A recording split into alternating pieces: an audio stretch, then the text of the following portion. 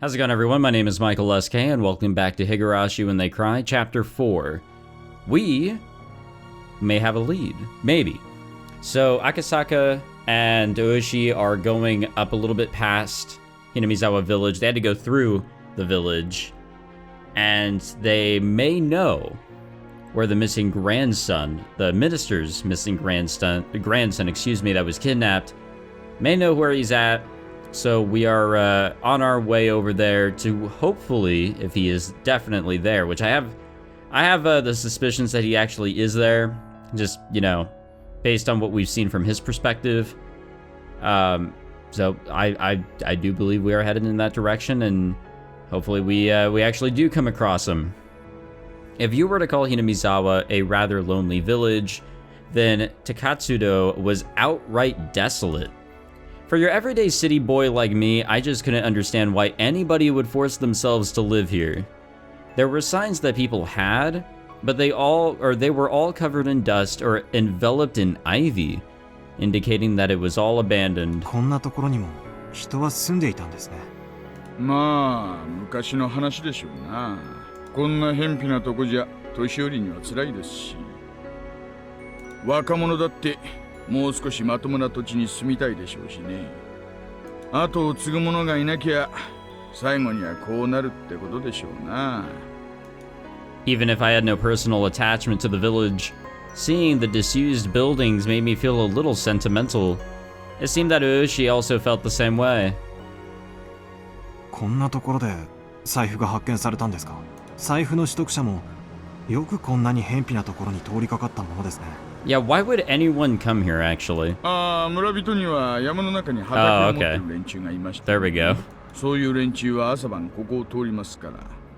畑仕事の村人たちは早朝や夕方にここを徒歩で通ると。まさか行けるところまでは車で行くでしょうな。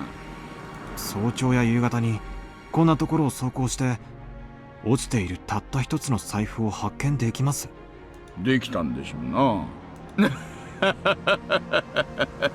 取得者はどこで取得したと言っていますか。もう少し先を行ったところにある茂みです。取得者はたまたまお腹が痛くなってちょいと茂みで用を足そうと思ったらしい。それで偶然見つけたらしいんですよ。中にちり紙でも入ってるのを期待したんですかね。話ができすぎているように感じます。財布発見の当初からそういう違和感が拭えません。I expressed the feeling that I had from the start of the day, quite frankly. It seemed too good to be true, but it was unwavering proof. But it was too perfect, sickeningly so. That was my feeling. できすぎってな、案外当たってるかもしれませんよ。というと、実は四課のお友達からちょいと聞いたんですがね、園崎お涼が大臣の孫の誘拐事件について言及したって話なんです。言及した？大臣の孫ももう誘拐されてから何日にもなってかわいそうだ。そろそろ解放されるといいなと。そう、お涼のばあさんが縁側でぼそりとつぶやいたってな話らしいんです。で、そのぼそりが園崎家の裏の裏のあちこちに伝えられてるようです。I mean, we did hear that in that tip, I'm pretty sure. I had heard something earlier from Sato-san, the informant, that when the leader Oryo had a concern, somebody in the family would be considerate. つまり、それは実質上の人質解放命令ですか。私はそう見てます。この出来すぎの財布発見は孫を警察に引き渡すためのイベントじゃないかと。どうして人質の解放を？そりゃ人質を解放するなんて理由は一つしかないじゃないですか。なんです？取引の成立ですよ。Hinamizawaダム計画の中止を大臣が約束ってことですかね。It's just that nothing was publicly announced, huh? ダム計画なんて必ずなくなっちゃいますのです。At that moment, those words that the girl had said resurfaced in the back of my mind. In the end, it was turning out exactly as she proclaimed. That young girl knew the circumstances. She knew everything about this kidnapping incident from the beginning to the end. 赤坂 The girl unexpectedly called my name. なんだい？東京へ帰れ。 Huh? あなたはもう幾ばくもしないうちにこの村に来たことをひどく後悔することになる。それがあまりにもみすぼらしくて気の毒な姿だから今のうちから警告してあげているのです。どうして私が後悔することになる？いちいちうるさいな。あなたの親はあなたが赤信号の横断歩道の真ん中にいるときどうして危ないのかを全部説明し終えるまであなたの手を引っ張らないの？引っ張るでしょ。まず歩道まで連れ戻してからなぜ危険なのかを解くでしょう。つまりはそういうこと。 The girl who knew everything from start to finish had warned me in the beginning. Go back to Tokyo. 赤坂の怖がり。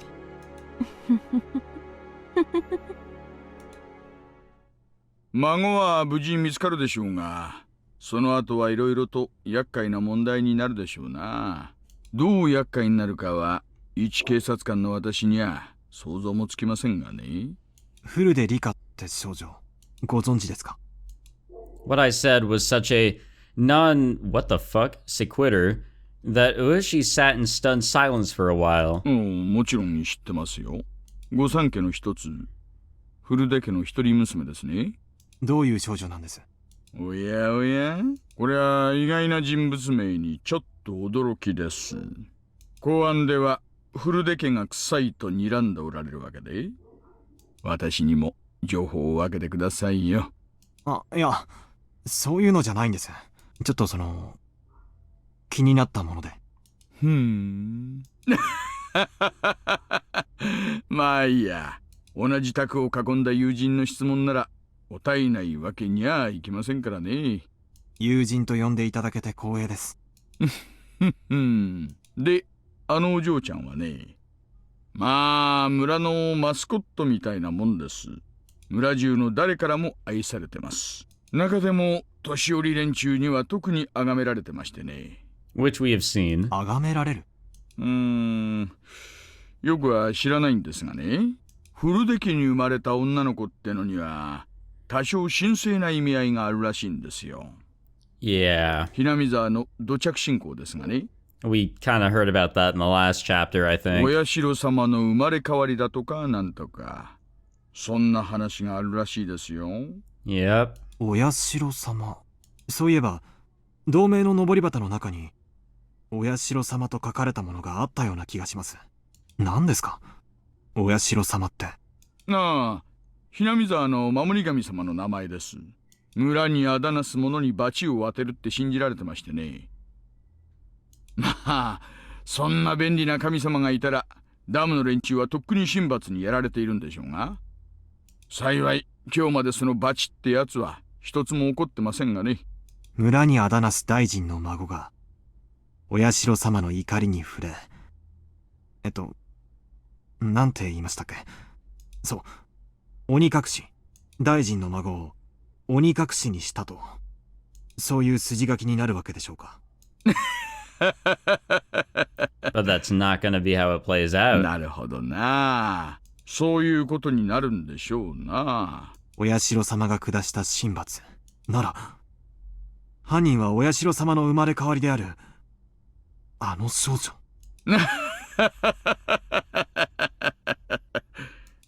Even I didn't know exactly what I was saying. The fact that Ueshi laughed it off was a bit of a relief. Ueshi's joyous laughter was so infectious that I began to laugh like an idiot as well. ありゃ、こりゃ珍しい。Ueshi, after laying into the horn several times, rolled down the window and leaned out, waving his arm in an exaggerated manner. It was a car headed the opposite way. Until now, he hadn't run into any cars except our own. And of all places, it was at this desolate location. It seemed that Ueshi knew the owner of that car. The other car also chirped its horn and came to a stop. Oh, here we go. The other car's window rolled down slowly, revealing a young man in a white overcoat. He was about my age, or perhaps a bit older. But you really can't judge somebody by their appearance. 大石さんじゃありませんか。こんにちは。珍しいところでお会いしますね。そりゃこっちのセリフですよ、先生。まさかこんなところで会うとはね。どうしたんです？いえね、ちょっとした往診です。ありゃ、そうですか。休館とかでしたか。Wow. The partiers really got going. I don't know if my microphone's been picking it up, but wowzers. I really can hear that over, like, I'm wearing my my headset, which isn't exactly noise cancellation or anything, but it does help in canceling out, like, I don't know, small noises. And definitely hear my dogs when they bark. But damn, wow, some loud-ass music out there. Wonder what will get picked up on my microphone, and I do some, like, noise suppression. I get rid of some noise, but it's usually just like some, you know, very faint shit. It's not really doing much. So definitely wonder what will get picked up here. いえ、そんなに大したことではありませんでした。よかったですよ。お医者の世話にならずに済むならそれに越したことはないです。The bass is definitely getting picked up, that's for sure. ではこれで。急いで戻らないとスタッフに怒られますんで。な診療所長さんも大変です。ではではお気をつけて。The young doctor named Irie, after gesturing his farewell, drove forwards and soon disappeared around a corner. Ushi also drove forwards, but soon came to a stop again. He pulled out a worn map book from the dash. His expression didn't have an ounce of irreverence. He was perfectly serious. どうしたんです？今日は診療所は往診の日じゃないはずです。よっぽどの休館か特殊な事情のある患者ということになりますね。Ushi flipped through the pages, opening up to the map of Takatsudo. After that, he took a look around and started to figure out what our current location was. その休館が怪しいということですか？言ったでしょう。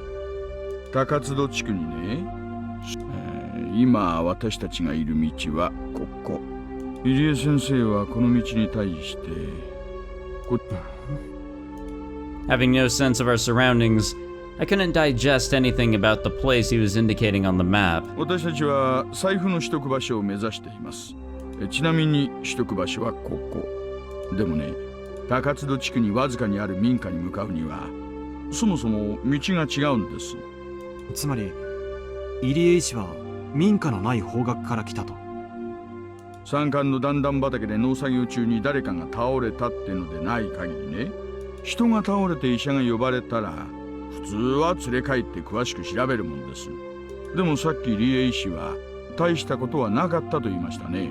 車には他には誰も乗っていなかったようですし。Ushi didn't say any more than that. I also said nothing more. That doctor just now examined a patient. Close by. Only that. The noisy radio had suddenly gone quiet. The sky had just as suddenly turned an oppressive color. As Ushi mused that it might start to rain, a torrential downpour started, as though trying not to disappoint him. Oh, beautiful. Eventually, Ushi stopped the car. The only sounds to break the silence were the percussion of the rain on the roof and the soft squeak of the windshield wipers. ちょいと静かで行きましょうかね。Saying that in a quiet voice, he exited the car without an umbrella, careful not to make any noise. What are we doing? Ushi leaned over, indicating the other side of the thicket. He was pointing to a prefabricated shed and a car that was parked beside it. The car looked obviously well cared for. It wasn't a vehicle that had been left there for several years. あの小屋は営林署の機材小屋です。夏場以外は利用されてないと聞きました。あの車は営林署の職員。さあね、公用車には見えないですね。Ushi was playing it cool, but my nervousness was gradually increasing. 一応は念のため。Saying that, Ushi returned to the car. I thought he was going to get an umbrella, but he had grabbed the onboard radio instead. もしもし、大石です。聞こえてるかな。こんにちは。こんにちは。はい、沖宮 PS。大石さん、感度良好です。どうぞ。今、高津戸地区の営林省機材小屋前です。矢後地に向かう方じゃないよ。Hinamizawaから高津戸に入る方の。はい、確認しました。小屋に不審者。これより職質しますし、5分で連絡なかったら駐在所に連絡と大至急応援パトを送ってください。よろしくお願いします。了解しました。じゃあ行ってみましょうかね。Oh, hella.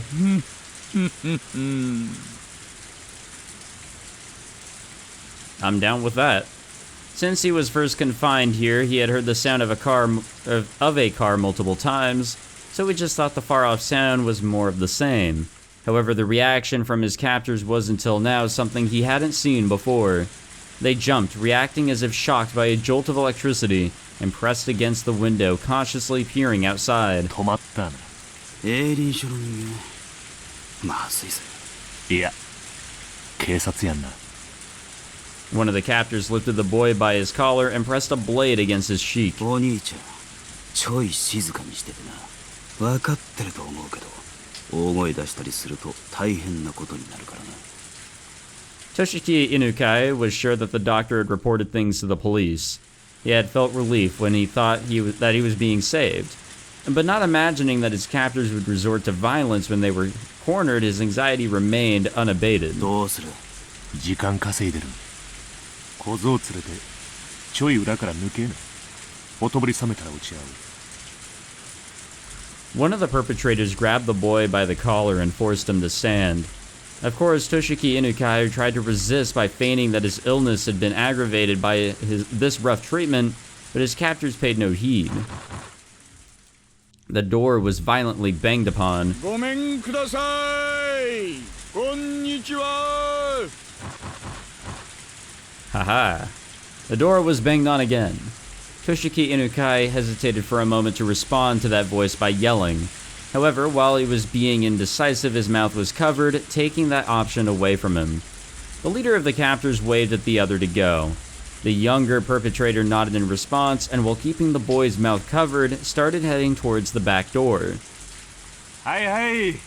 何かご用かいね。どうも、警察ですがね。ここちょっと開けてもらっていいですか。急な雨で困っちゃいましてね。ええ、今開けます。The moment the lock was undone, Ushi forced the door open, and with a gleam of menace in his eyes, he pushed the man aside as he stepped into the room. Then in the small empty room, he was able to quietly discern that the boy he was looking for was nowhere to be seen. あれ？私はここは営林署の機材倉庫だって聞いてたんですけどね。何にもありませんね。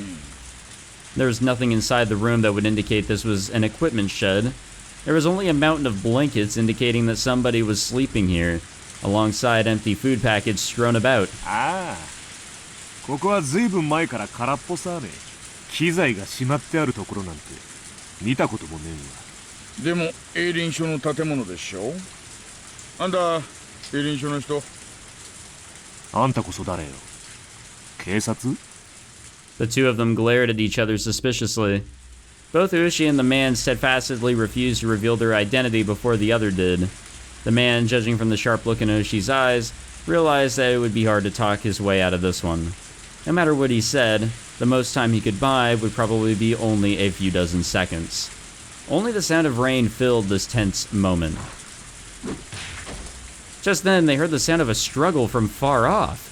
Ushi had a hunch. There was no doubt that Akasaka, who was circling around back, had run into the perpetrators who were trying to slip away. Aha!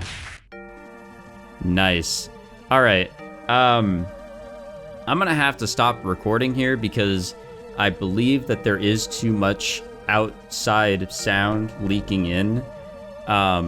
So hopefully the rest of this episode will be recorded tonight. If not, then I just have to push this episode back and I will record it to be longer. than I had expected it to be. I never really know how long I'm recording for. Yeah, even my dog doesn't like the noise. So, sorry if any sound actually leaked in here. I will hope to record the rest of this very soon. Okay, back to it, and with this wacky-ass music. As Ueshi thought that, the man in front of him reacted a moment faster. The man swung with an attack that was more intended to obscure Ueshi's vision rather than actually hit him in the face. Seizing his opportunity, the man aimed a kick at Ueshi's groin without any hesitation. But he missed his mark and was unable to land that critical blow. The man trying to pin Ueshi grabbed him by the base of his neck with both hands and fiercely tried to push him down.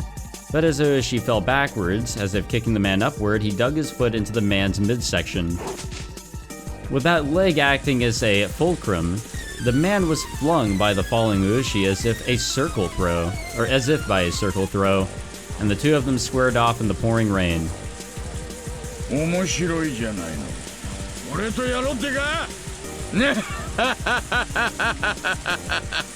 Ueshi, as if trying to cheer himself on, grinned smugly. He then stood up while brushing the mud off himself. Even though he countered the assault, Ueshi was getting up rather awkwardly compared to the man who he threw, who swiftly sprang to his feet. Akasaka's voice rang out from the distance. Judging from the distress in his voice, he was already engaged in a fight, and wanted Ueshi to reconvene with him. But Ueshi's hands were full as well. Akasaka-san! The man raised both fists into a stance that hinted at him being acquainted with karate or some other form of martial art. Of course, Ueshi, as an officer of the law, was decently versed in judo. He also had the moxie to have been through his fair share of fights before. Because all of that, he could just tell that the man in front of him was quite a bit better at fighting than he was. Ah, damn it. Thinking that this was going to be easy was just because the order came from the Sonozaki family to release the hostage had been a big mistake.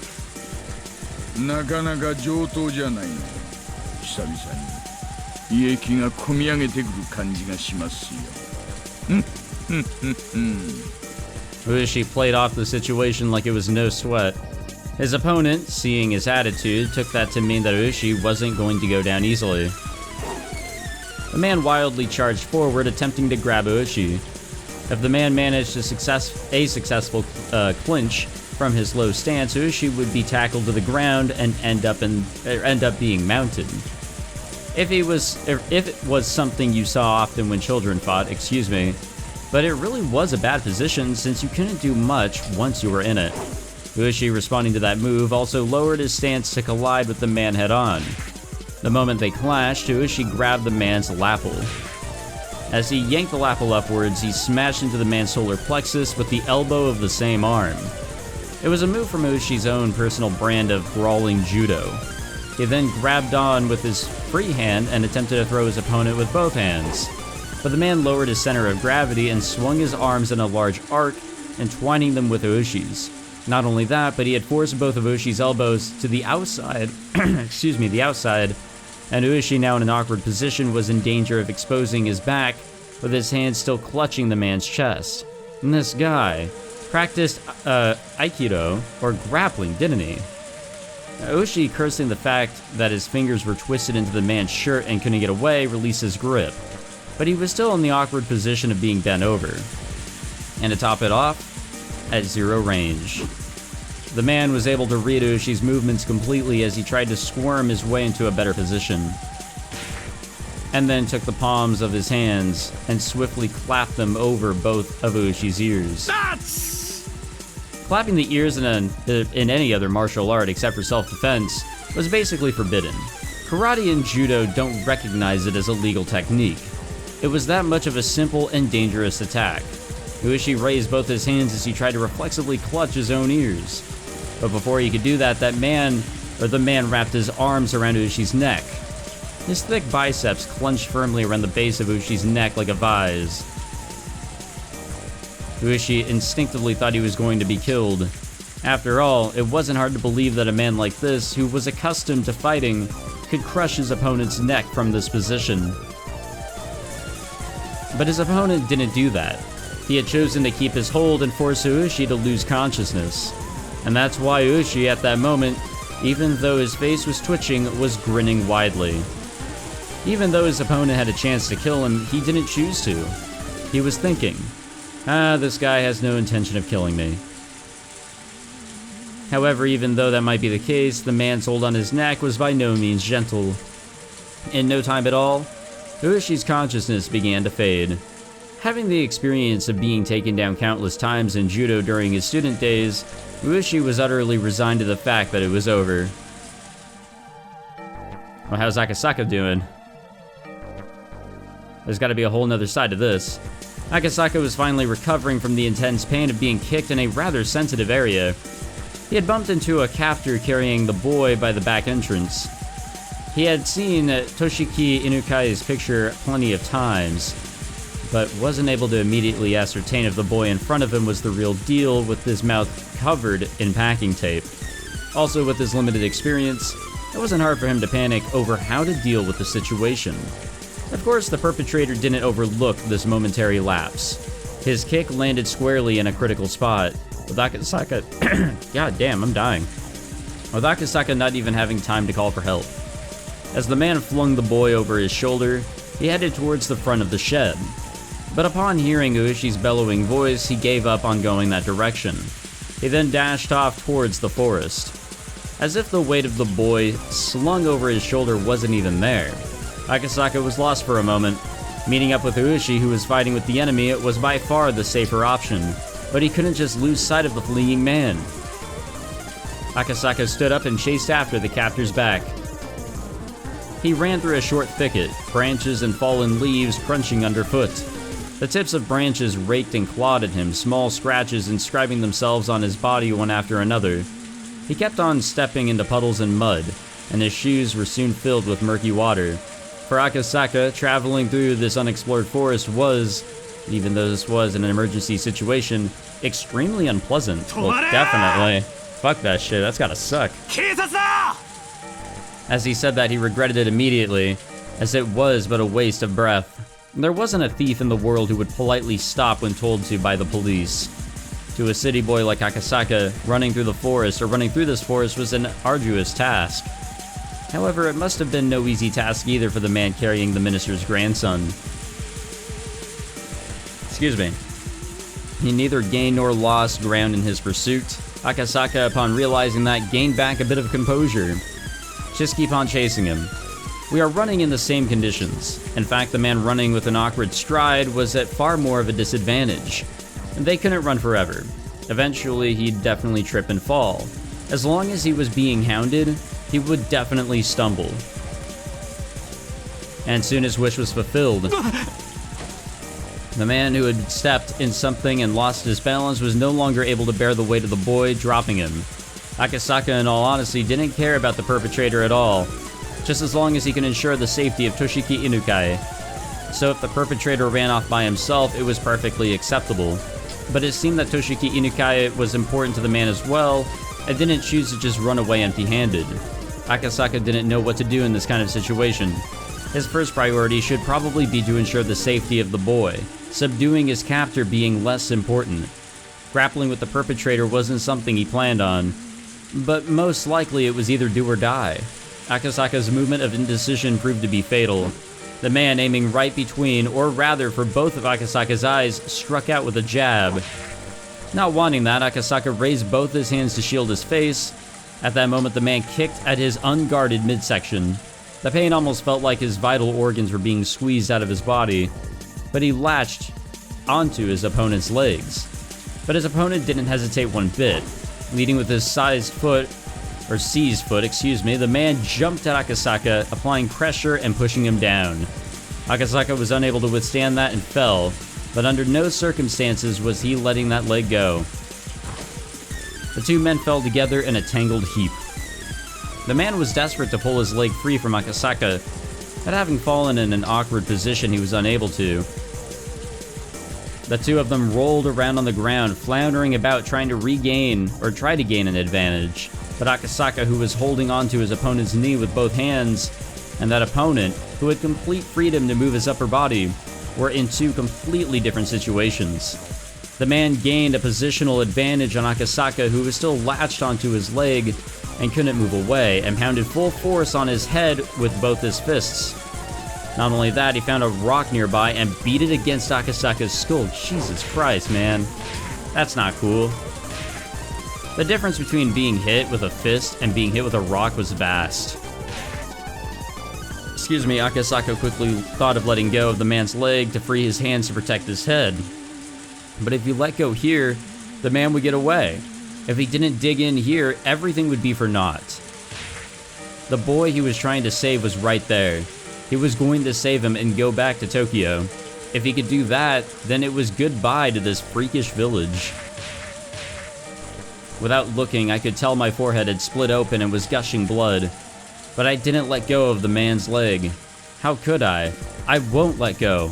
When the man realized that no matter how much he beat my head, he wasn't getting away, he used both his hands to grab my throat as if to crush my windpipe. I pulled my head back as a slight form of resistance, but it was no use. The man's hands enveloped my neck and began to crush it like a vise. It was less about the pain of not being able to breathe, so much as it was choking so hard I felt like I was going to throw up. I felt like that my stomach was going to turn itself inside out. But I can only endure it. Damn it, damn it, damn it. My throat hurts. I won't let go. I can't let go. I didn't want to be here. I wanted to resolve this and go back to Tokyo. Go back to Tokyo and talk to Yukie all about her unborn child. We were going to talk about our bright future. I had no intention of loosening my grip. However, it loosened just a bit, and the man's leg came free. The man kicked as hard as possible, and I tumbled backwards. My head was spinning, and I was unable to get up right away. No, I couldn't even put any strength into getting up in the first place. Even so, I couldn't back down. If I let him escape now, this chance would never come again. Even just catching their scent was nothing short of a miracle. If we weren't able to get the minister's grandson back here, there wouldn't be another chance. The man tried to drag the boy to his feet, but the kid was displaying some unexpected resistance, allowing me to get up unnoticed. I grasped the rock the man had just beat me over the head with. Now it's my turn. The rock should be able to supplement what meager strength I had left, adding more than enough power to my attack. My fist, still wrapped around the rock, dug into the side of the man's torso. It seems like it hurt him quite a bit. The man rolled around for a bit, clutching his side. Freed from the man's grip, the boy hid behind me. To the boy, those were the words he was waiting for the most. But the crisis was still not over. That was because even though he was still clutching at his side, the man had gotten up again and had taken a fighting stance. I could see in the man's eyes the resentment at the pain I had caused him, and the confidence that he could still beat me. If we were to clash head-on again, he might not even stop if my head were split open.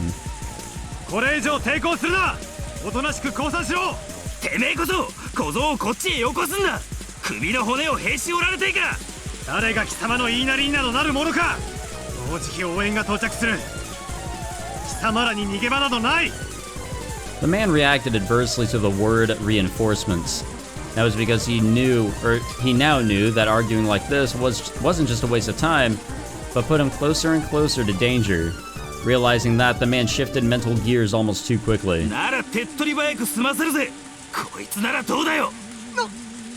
What the man pulled from his back pocket was, of all things, a gun.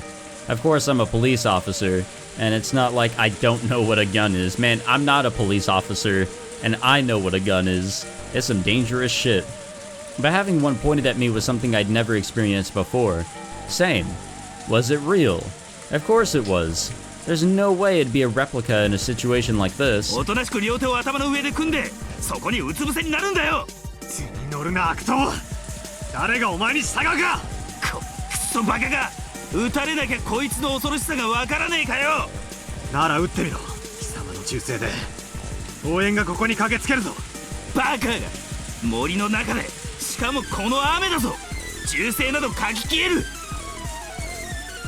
As long as he still held that gun, no matter how much I yelled at him, I was at a distinct disadvantage.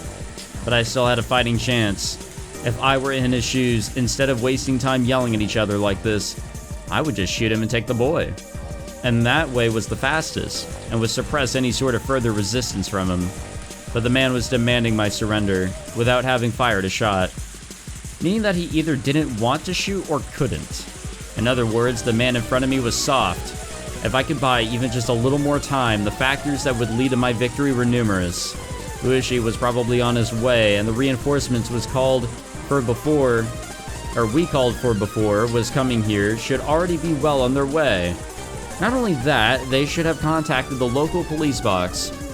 Without a doubt, somebody stationed in the village would be here much quicker than that.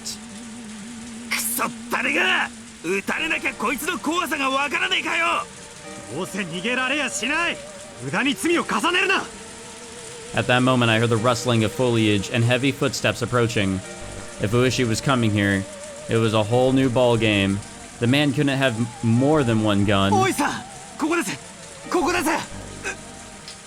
I had thought that time was on my side, but I had failed to even imagine that the enemy could also have reinforcements.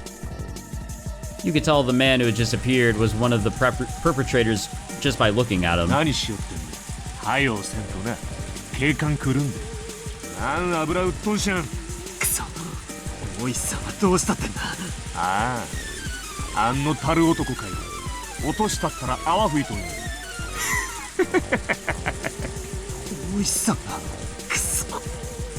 The boy, sensitive to the impending danger, curled up behind my back.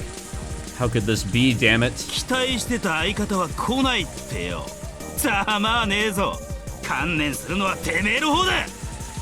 As I backed up against a large tree while still protecting the boy, the second man also pulled out a gun.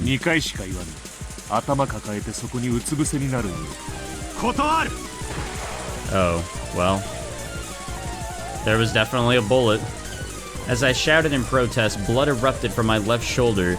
It took a few moments to register that I had been shot. Compared to the ones in the movies and TV dramas, the first actual gunshot I heard was simple and mundane. In fact, the sound was more akin to the small fireworks I used to buy from the corner store as a kid. But there was no comparing the pain. It was a fear you knew only after you've been shot.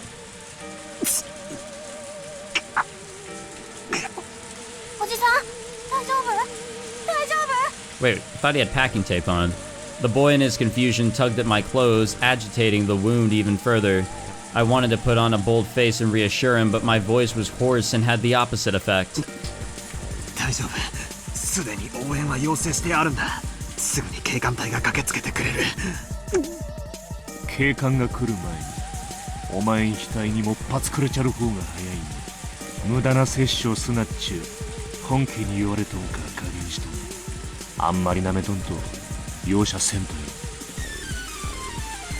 This was bad.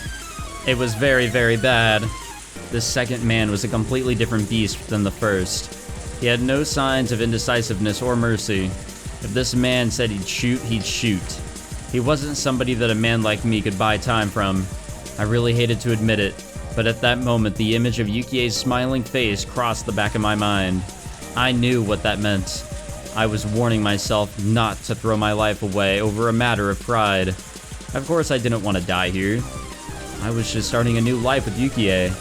I wanted to see the face of our soon-to-be-born child. Why should I risk my life for some minister's grandson when I was such a critical juncture in my own life? Ah, damn it. I need to stop rambling at myself. So what do I do now? Give up the boy and extend my own life?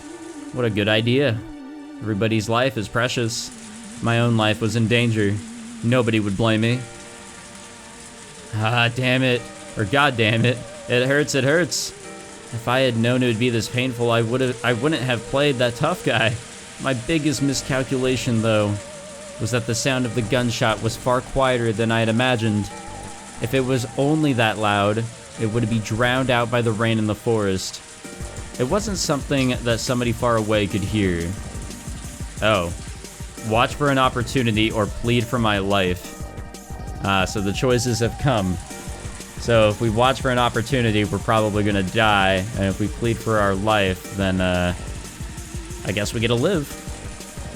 Well, I am curious as to how things would go down, but for the sake of the playthrough, we will choose the correct choices.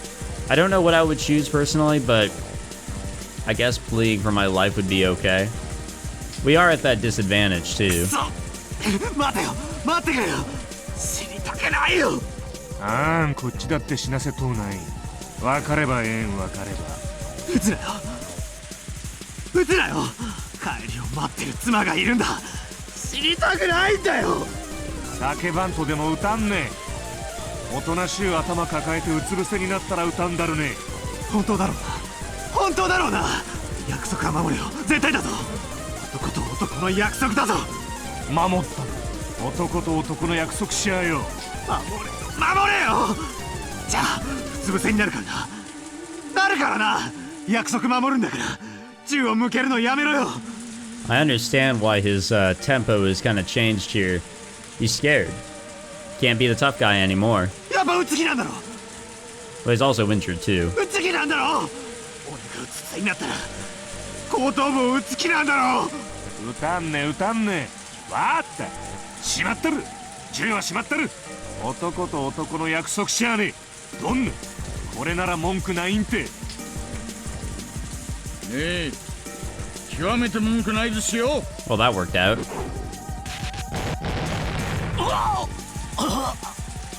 It was over in a flash.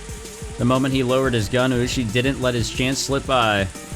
Ueshi had been assessing the situation for quite some time from behind the two men, but since they had their guns trained on me, he didn't really have a chance to jump in. Seeing the look on Ueshi's face indicating that he wanted to create an opening, I took on that role completely. Ueshi forcefully lifted the arm that was holding the gun. He then took the gun from the man's hand in only an instant. The other man, who was a bit slow in grasping what was happening, pointed his gun at them, but with his ally grappling with Ueshi, he couldn't pull the trigger. If that man was the only one wrestling with Ueshi at the moment, or was the one that was, he might have shot without hesitation. But this man wouldn't shoot. He couldn't shoot. Ueshi kicked the other man away, and while aiming the stolen gun with his left hand, pulled out his own. With guns akimbo, he was aiming at both men at the same time. It was perfectly played. But heedless of the guns pointed at them, the men shouted, "Scram," and they scattered away at full speed. It was over in an instant. Those two running away without putting up a fight was honestly unexpected. Ueshi quietly clicking his tongue in admonishment, slipped both guns into his pants pockets. あいつらもよく知ってるな。何をですか？逃げてる背中を警官は撃てませんからね。私も退職金が惜しいもんで。Higurashi and I grinned at each other. 君が犬飼俊樹君？犬飼検察大臣のお孫さん？はい。これはでかい事件になるかな？どうせトカゲの尻尾切りになるんでしょうけどね。Higurashi smiled amusedly. The fact that the Onegafuchi Guardians, or rather the Sonozaki family behind them, was pulling the strings was apparent, but proving it won't be easy. And with apologies to Higurashi, this incident was unlikely to go public. If this caused an uproar, it would obviously lead to the minister losing his office. With HQ having decided that doing so was in the national interest, this would probably be cleaned up quietly. It might be a rough way of saying it, but this was born in the shadows, and it was going to die in the shadows. Higurashi probably already understood the implications behind this incident. とにかく非常線を張らせましょう。連中まだ一丁は拳銃を持ってるようですからね。それから犬飼君を保護して赤坂さんはすぐに病院に行かないと。As the tension in the situation faded, the pain from the gunshot wound in my shoulder blossomed once again. My forehead was also stinging painfully, and had grown hot enough to start a fire. Thinking about the tension had caused me to sweat. I wiped my forehead, but what came off was a larger amount of blood. I realized that my shirt had been stained bright crimson from the blood flowing from my head. I turned around. The boy was safe and sound. Without a doubt. And there would probably be an investigation on the men who ran, but that was for another day. At this point in time, I could safely say that we cleared the major hurdle of securing the boy's safety.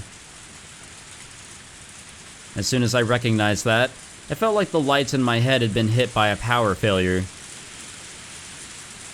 My knees buckled from underneath me, the ground there feeling as soft as a cloud. It didn't feel unpleasant even as I was covered in the rain-soaked mud. Higurashi came closer asking if I was okay, but somehow I couldn't tell. I turned off the switch to the last light in my head. Well, we're out. The exhaustion enveloped me. Sleep. Something softer than a blanket wrapped around me. I don't think this is death, I think it's just straight up sleep. That's what I want to say. I mean, we were involved in a pretty wicked fight, and then we were shot, so, you know, blood loss and all.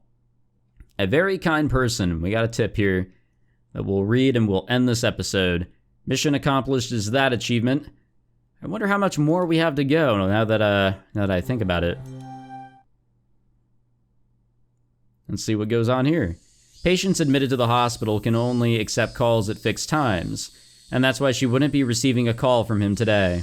Yesterday she had teased him that he had gotten lonely easily, so he might have struggled with the idea of calling her sooner, and that was much easier to imagine rather than that he might just be too busy to call, because he's just that type of person. Yukie, whispering that, smiled to herself. The announcement that visiting hours were over played over the hospital intercom along with some music. She exchanged pleasantries with the family of the patient that was staying in the same room as her. Probably eager for his mother to be discharged, their small child was wearing a beaming smile. That child's mother was pregnant in the bed next to mine with what may be their new brother or sister. And they were probably ready to burst with the expectations, dreams, and worries of having a new sibling. The joys of growing family, or of a growing family. Bathing in those warm feelings, I stroked my own belly, which had grown quite large. I had talked with him about how many children we wanted to have. We talked about how if we had 3, it would certainly be lively. However, there was an inescapable worry of whether I would be able to handle giving birth that many times. でもそんなことを不安に思って出産を嫌う母なんていないですものね。Yukie, smiling as she said that to herself, gently stroked her stomach. The Metropolitan Public Safety Division. The place where that man's sense of justice had led him. That person was actually a very gentle, very fragile person. He didn't talk much about the specifics, but I didn't think he was suited for the assignment he was on right now. But as long as he said that he was going to try his best, I would watch over him warmly. あなたのお父さんはね、とっても頑張り屋さんなのよ。こちょこちょこちょこちょ。Yukie seemed to be enjoying herself as she talked to her own belly. At that moment, Yukie suddenly became concerned about something and looked out the window. It used to be this time, long ago, she remembered that when she was little, around this time in the countryside where her grandmother lived, the Higurashi would fill the air with their chorus. This was the middle of Tokyo. Unlike the countryside, you couldn't hear the song of the Higurashi, but for some reason, at that moment, Yukie felt that she wanted to hear that song. Interesting timing, of course. You know, coincidence and all, whatever you want to call it. We'll jump into the next section here and we'll just save the game. Oh, that was his first time losing consciousness? I don't think I've lost consciousness, but I have come close. Like, scarily close. Like, very, very scared to getting, you know, completely knocked out. That's my microphone. Well, anyways, thank you all for watching this episode. Sorry for the wicked jams that may have leaked into the microphone in the beginning of this session, or of this episode, because, well, it was actually my next door neighbors that were partying very loudly, very loud ass music. I took off the headset and just, man, that was really fucking stupid, but it is what it is. I wish I could have completed the session last night, but unfortunately I could not. But glad to have finished it nonetheless. And I'm very excited to see where the rest of this game will lead us, because I'm sure there's a lot more left here. We have not gotten the achievement for getting all the tips, so we still have some content to go through. Thank you all for watching this episode, and I'll see you guys in the next one. Take it easy.